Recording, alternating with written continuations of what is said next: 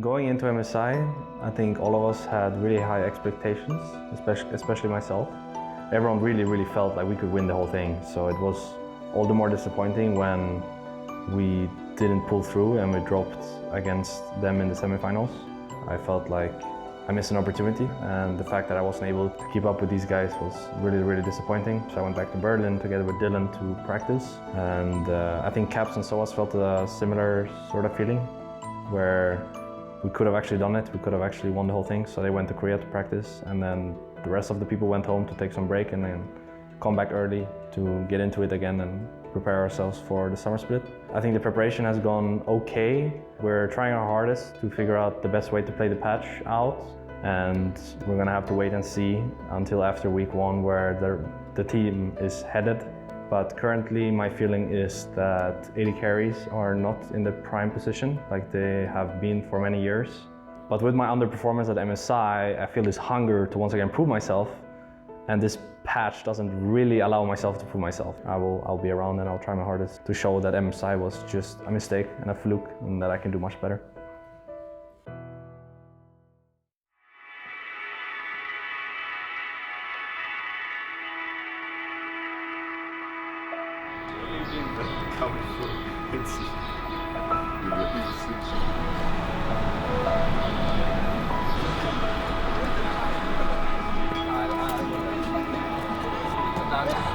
If it makes it up lane,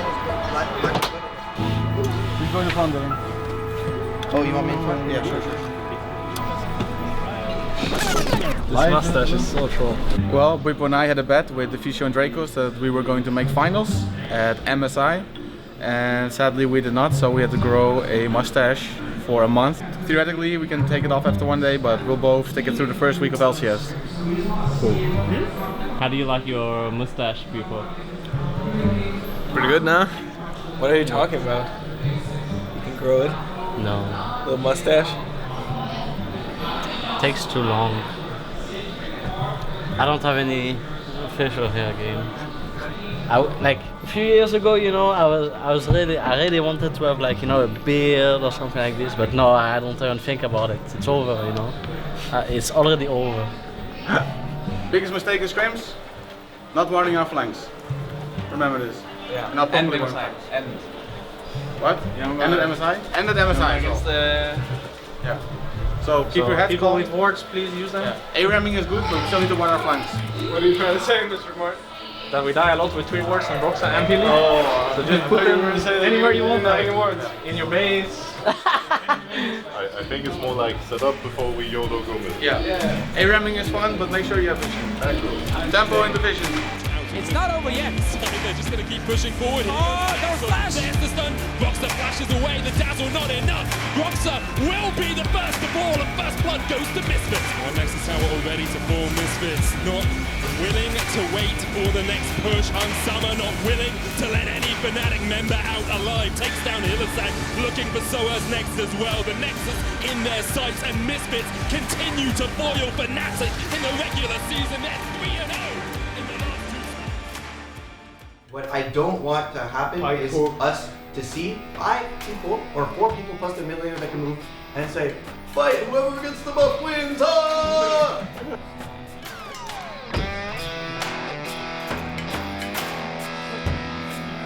Before it's getting very low.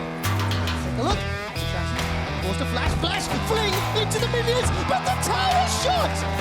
Whippo! Ember, the Baron does go down earlier. There's the smite already used, consumes available. Baron picked up by Fnatic. Caps has got access to their killer instincts, and he finds a juicy target. Chain of corruption starts as well. Whippo flies through the face, picks up Upset, and chucks him into Fnatic's waking hand. Fnatic were losing this game for 23 minutes.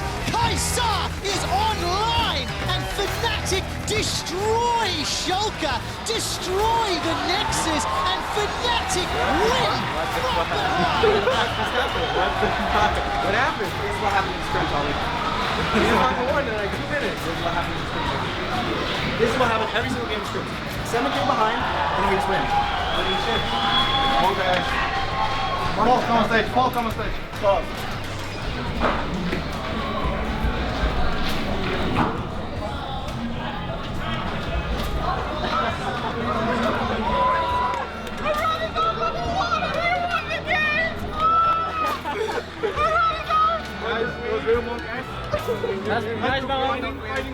Down, Rob. Down. 1, 2, 3, fight it! Can you please shave your mustache now? No, please. I'll take that as a compliment. I really hate it. No, the thing is, my baby face is even worse. Like, if I have a baby face and I say like, guys, we draft this, then you guys will be like, nah, because it's just. Everyone's just laughing when they look at you. No, for sure. You cannot look like this. No offense, but I can be a drill sergeant like my hair. Yeah. You work us up a 6 hour. You're in. Great place, like, look. I know, like, it doesn't even look bad on people, by the way. No, but like I like yours more than Big Boss. No, yours is like big troll, you know. You're actually the Soaz guy, dude. You're actually him. You're actually him. Because it doesn't give an info. Yeah, but you vote with no already. Yeah, but if all the good guys, every good guy vote yes. Every good guy will vote yes, and if you vote no, then you are confirmed bad. If you vote no on this, you're confirmed bad. Avalon is a strategic board game, sort of. Okay. Yeah. Everyone, close your eyes and fists out. Evil players, wake up and acknowledge each other.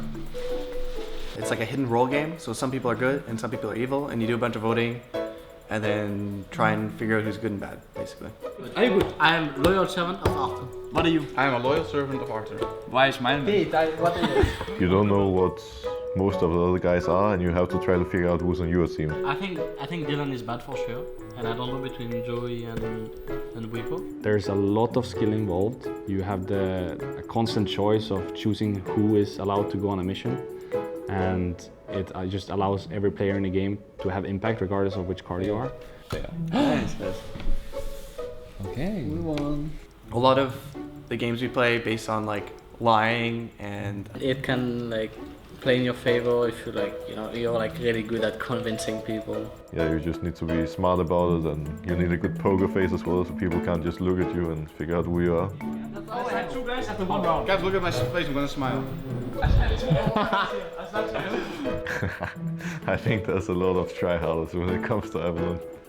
I think we are a very competitive team in general, and that also shows when we do other things like play board games or card games or go paintballing, like whatever it may be. People are always tryharding for their lives. Reckless is always suspicious about like everyone, even if like, you know, for yourself you're like been confirmed good, like, or there's really high chance, you know, then he's like always like still suspicious about you. Wait, like, I'm telling you, Joey's bad. I'm telling you. Wait. It's bad. He's so fucking bad right now. Well, I would like to believe I'm the best at the game. I think I have a really high win rate at Avalon. So I would like to believe that I'm one of the best. I would say Joey has some really sick strats too. I like board games. I like to think I'm pretty good. Joey kind of has it out for me though. In basically every single game, he gets to try to get everyone voting against me. So. I'm like a coin flip, like in League of Legends. No. Well Dylan played. has a mafia face. Dylan has a mafia face. Yeah, every game I'm Mafia. I'm either Mafia or playing for Mafia. Those are the only two. Wait,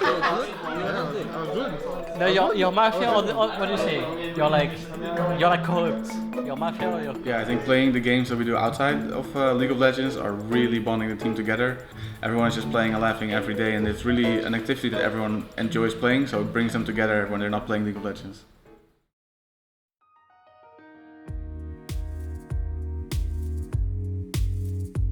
I think reading the meta is probably one of the most important jobs for a coach, because he has to use the 5 pieces that he has in front of him and put them in the right place. And that's something that both me and Dylan failed at. Even though we knew it was a risk, because we thought it would probably work better on stage. It was working good in scrims, but we thought it would work even better on stage. Obviously it was like, I would say a complete failure, and we're lucky that we went 1-1. Last week, I was not a fan of the meta. I think being capped as personal support and playing the gold form strat is nice and all for a day or two, but when it's actually a thing and we do it every game for over a week, then it becomes a little too much for my taste. So coming into this week with a more fresh and open mindset was really nice for me to be able to play, well, basically whatever we felt like. We've been able to play with a jungler, just be a bit more open and go back to the jungle, which is what actually brought me here, which is what I'm actually good at. For this week and upcoming weeks in the LCS, we're just going to try to play more standard. So for us, we have the luxury of having the option to play Bwipo instead of me learning the new champions, which is definitely something that should go in our favor. I have tried myself to learn how to play Vladimir and Rice and all these champions that are constantly seeing play in Asia, and I haven't had much success. And these are champions that Bwipo already plays, so we thought that if we were to play him instead of me, we would have an edge in the bot lane rather than potentially a liability in my Lucian or in my Ezreal.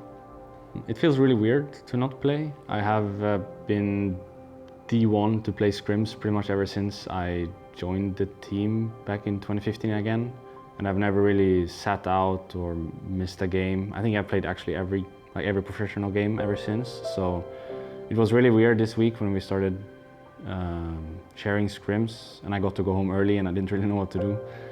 It's gonna be weird being on stage without Regulus. Like, ever since I joined the team, he has always been there. He has always, you know, been a big voice on stage.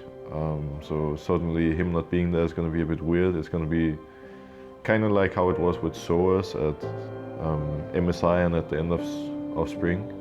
This time probably a bit more extreme because like we're actually not even playing with an AD carry main, which is not something you generally have seen the last 5 years or something. So I don't know, it's really random, but I think it's the way to go right now. It's kind of weird because I feel like I've spent so much time now playing AD carry, so that when it got removed, then I had to play a little bit of support in week 1, and then this week I tried to learn these mages and bruisers. I kind of forgot that there's more to the game than just ADC, and I realized that I was actually replaceable as well. I've never really had that feeling before, but I know that this is just something that's happening because of the circumstances. It's not because I've been underperforming or done something bad. I think it's just everyone's trying the hardest to win, and we came to the conclusion that playing Bwipo is probably the best option for this week's LCS games. I mean, I'm not sure how to say how it feels, but it's new, nice. Feels like my first game, you know? Bwipo goes forward with the ultimate, and now he turns. That's already a kill. Death from below goes down. Second jump. That's a double kill. Hellissang's not done yet. And by the way, while all this is going on, Soaz is just solo killing Sheriff. Is he going to go with the burning agony? Oh man! Guys don't even need auto attacks. Good squad on 3. 1, 2, 3. Good squad! Easy game, easy game. And Suzuki, he killed Cap so many times, so I got really pissed off. So I'm nervous now, but still, I've spoken with Suzuki and he's a nice guy. That's absolutely the worst. They're not even done. Gonna get interrupted there. Jack Troll from below. Bwipo uses the stopwatch. Did he not see that, or I don't know, but... Okay, I'm taking a look now. There's a couple of dashes and slashes and everybody flying across the minimap. Teleport comes out as well as that last breath. If we're going to be a kill onto Jizuke in a moment or two, he's chunked down. Demonic Ascension already on cooldown. Jizuke not appreciating this as Attila gets knocked up. He's locked in place. The Polar Vice comes out. Here comes Jackal trying to interrupt, but Fnatic are diving and chasing and killing Vitality.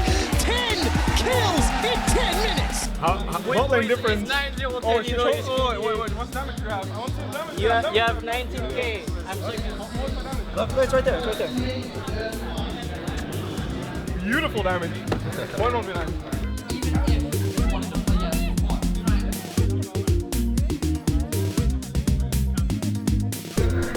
We can do it, Michael.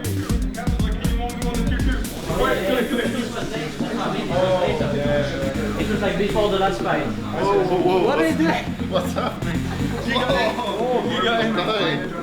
I'm getting injured. I don't care. Thank you, Michael. I wish I could say the same.